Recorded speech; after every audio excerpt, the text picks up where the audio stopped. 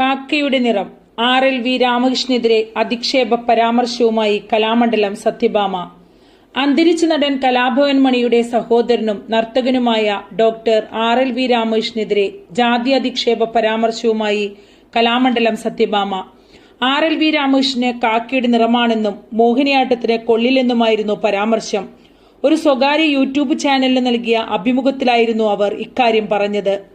മോഹിനിയായിരിക്കണം എപ്പോഴും മോഹിനിയാട്ടം കളിക്കേണ്ടത്. ഇയാള് കണ്ടുകഴിഞ്ഞാൽ കാക്കയുടെ നിറം. എല്ലാം കൊണ്ടും കാലിങ്ങനെ അകത്തിവെച്ച് കളിക്കുന്ന കലാരൂപമാണ് മോഹിനിയാട്ടം. ഒരു പുരുഷനിങ്ങനെ കാല് കവച്ചുവെച്ച് മോഹിനിയാട്ടം കളിക്കുക എന്ന് പറഞ്ഞാൽ ഇതുപോലെയൊരു അരോചകത്വം വേറെയില്ല. എന്റെ അഭിപ്രായത്തിൽ ആൺപിള്ളേർക്ക് മോഹിനിയാട്ടം ചേരുകയാണെങ്കിൽ തന്നെ അവർക്ക് അതുപോലെ സൗന്ദര്യം വേണം. ആൺപിള്ളേരിൽ നല്ല സൗന്ദര്യമുള്ളവരില്ലേ? ഇവനെ കണ്ടാൽ ദൈവം പോലും പെറ്റ തള്ള പോലും സഹിക്കില്ല എന്നായിരുന്നു കലാമണ്ഡലം സത്യ